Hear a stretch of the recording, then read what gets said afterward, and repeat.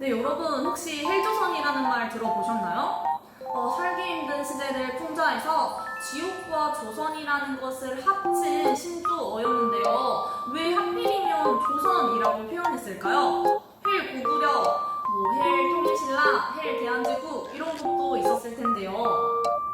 과연 조선시대는 이렇게 지옥이라고 표현될 만큼 끔찍하고 힘든 시대이기만 했을까요?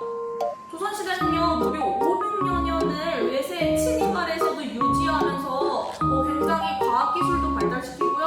조선시대 사람들은 매우 활발하고 역동적이었다고 합니다.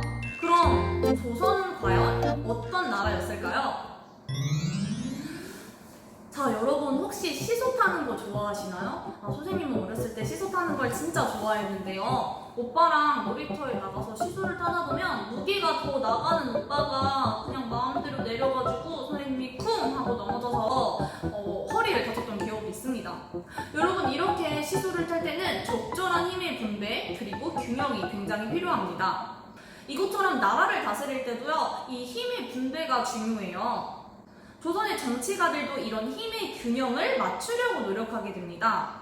시소처럼 누군가의 힘이 강해지면 약해진 사람이 튕겨나가는 것처럼 힘의 균형이 깨지는 순간 나라가 휘청거리기 때문이에요. 그럼 진짜 조선의 시소는 과연 어떤 모습이었을까요? 오늘 조선의 전체 흐름에 대해서 한번 알아보도록 합시다.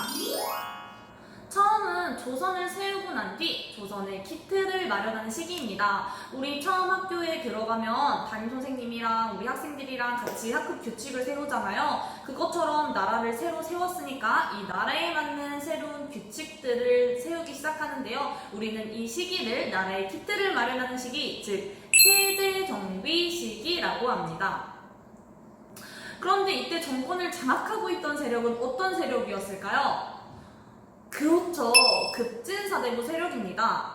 이 급진사대부들은요, 중앙에서 관직을 차지하면서 공부를 하는 세력이었는데요. 그래서 우리는 이들을 다른 말로 관학파라고도 부릅니다. 정리하자면 관직을 가지고 학습하는 세력을 관학파라고 합니다. 그럼 온건사대부는 어디 있을까요? 다 죽었다고요? 아닙니다. 온건사대부는요, 자기 고향이나 지방에 내려가서 언젠가는 나에게 올 기회를 기다리며 열심히 사적으로 공부하기 시작해요. 관직은 가질 수가 없으니 사적으로 학교를 만들고 그 학교에서 공부를 하며 자기 세력을 키워나가기 시작합니다. 그래서 우리는 이들을 사학파라고 해요. 사적으로 학습하는 세력이라고 생각하면 됩니다. 자, 그럼 정권을 장악한 세력은 어떤 세력이었죠? 네, 관학파 세력입니다. 이 관학파 세력들은 자신들의 세력을 키우기 시작하는데요. 이들은 세조의 쿠데타에 참여하면서 그 힘을 절정으로 키우기 시작합니다. 세조는 자신이 왕이 되는데 도움을 주었던 관학파 세력들의 공로를 취하기 시작하는데요.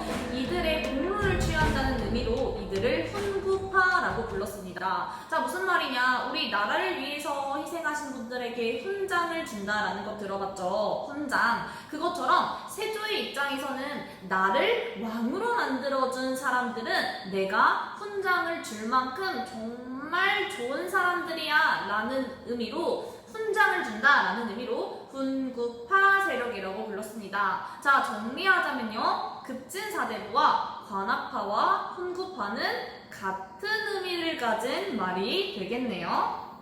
자, 봅시다. 자, 그러면 훈구파와 이 사학파 중에 누구의 세력이 더 강한가요? 그렇죠. 훈구파의 세력이 엄청나게 강하죠. 이런 시소의 균형이 맞습니까? 맞지 않죠. 그럼 왕의 입장에서는 누구의 힘을 키우면 좋을까요? 네, 사학파의 힘을 키우면 좋겠죠. 그래서 이 사학파들을 중앙으로 불러서 중앙 관직에서 일하게 하는데요. 이들을 다른 말로 사림이라고 부릅니다. 사림이라고 하는 것은요, 선비들이 수풀을 이루었다, 수풀을 이루었다라는 뜻이에요. 그것처럼 지방에서 열심히 공부하던 선비들이 수풀을 이룰 만큼 굉장히 많다라는 것을 의미합니다.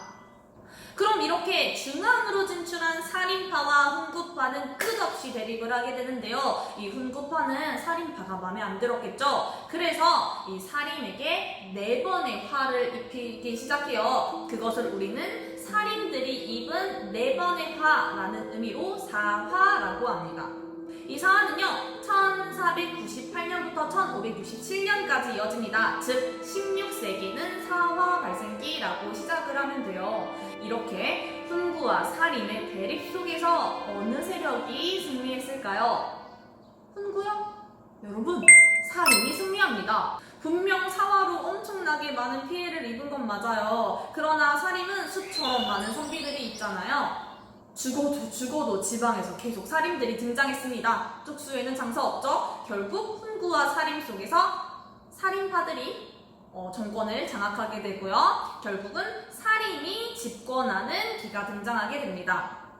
자, 살인이 정권을 꽉 장악했으니 이제 싸우지 않고 행복하게 잘 지낼 수 있을까요? 아니에요. 이 살인들 사이에서도 서로 다른 의견 다툼이 발생하게 됩니다. 특히나도 이 살인들이 정권을 장악했던 시기는요, 임진왜란과 정묘란 병자호란으로 굉장히 시대가 혼란스러웠던 시대예요.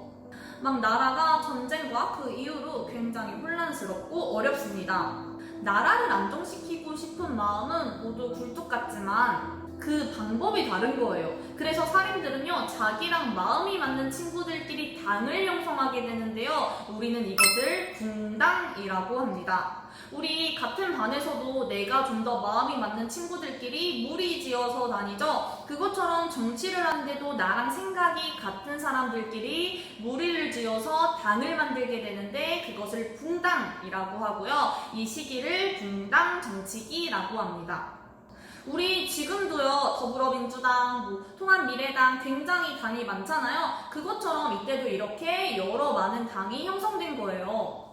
그런데 여러분, 사실 당이 있는 것은 나쁜 것은 아닙니다. 어떻게 사람들 생각이 다 똑같아요? 서로 생각이 다를 수 있죠. 서로 다른 생각을 존중하고 수용하고 협력해서 좀 더 나은 방향으로 발전하게 된다면 좋지만 이것이 조금씩 변질되기 시작합니다. 우리 친구들의 세력이 더 오라라는 생각을 하게 되면서요, 자기와 의견이 다른 당파를 완전히 뭉개버리기 시작해요. 그러니까 이게 완전히 시소의 균형이 무너지기 시작한 겁니다. 강력한 분당은요, 저기 시소 높은 곳에 위치해 있지만요, 작은 힘이 약한 당들은 시소를 타보지도 못하고 쳐다보고 있다고 생각을 하면 돼요. 그러니까 이게 올바른 정치가 되지 못하고 방탕한 정치가 지속됩니다. 우리 이렇게 힘의 균형이 무너진 이런 정치 보고 있으면 되나요? 안 되죠. 그래서 왕은 방탕한 정치를 평평하게 만드는 새로운 정치를 시작하게 되는데요. 이것을 바로 탕평정치라고 합니다.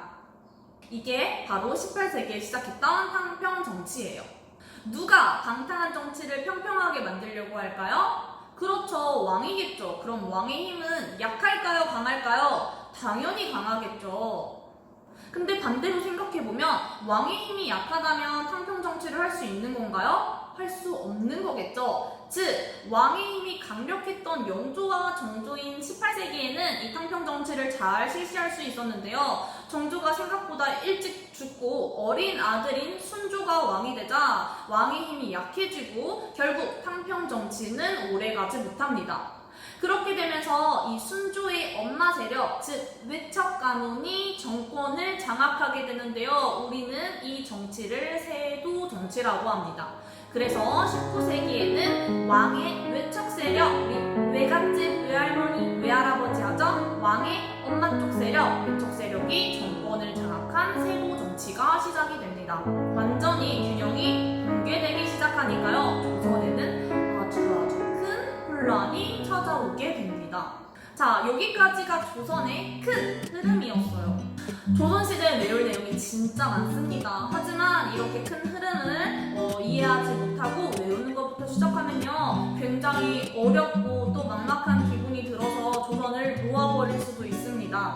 우리 전체적인 흐름부터 공부를 하는 게 어떨까 싶어요. TV를 보는 것처럼, 라디오를 듣는 것처럼 전체적인 흐름을 파악한 다음에 세부적인 내용을 같이 봐보도록 합시다. 우리 할 수 있어요. 파이팅!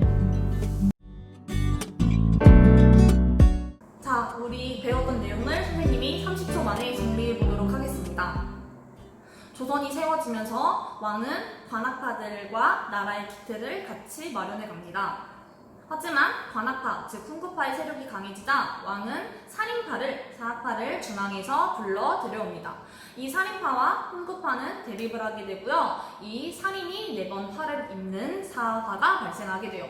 하지만 살인들은 선비들이 숲을같이 이루었기 때문에 죽여도 계속해서 성장합니다. 그래서 결국 살인이 집권을 하게 됩니다. 하지만 살인이 집권했던 시기는요, 임진왜란과 정유회란, 병자호란 등 굉장히 혼란스러운 정치 시대였어요. 그래서 살인들은 자신들과 마음 맞는 친구들끼리 당을 형성하게 되고, 이 마음 맞는 친구들끼리 정치를 하게 되는데요. 그것이 바로 붕당 정치기입니다. 붕당이 형성되고 서로의 의견을 존중하고 수용해주지 않으면서 방탕한 정치가 지속되자 왕은 이런 방탕한 정치를 평평하게 만들려고 하는데요. 이것이 바로 탕평정치였습니다. 하지만 탕평정치는 왕의 힘이 강력해야만 할 수 있는 거예요. 자, 왕의 힘이 약해지는 어린 왕이 즉위를 하게 되자 이 왕은 제대로 탕평정치를 하지 못하고 왕의 엄마 세력인 외척 가문이 정권을 장악하게 되는데요. 이게 바로 세도 가문입니다. 세동정치 시기에는 제대로 정치를 올바르게 하지 못하고 결국 힘의 균형이 완전히 무너져서 조선이라는 나라가 휘청거리기 시작합니다.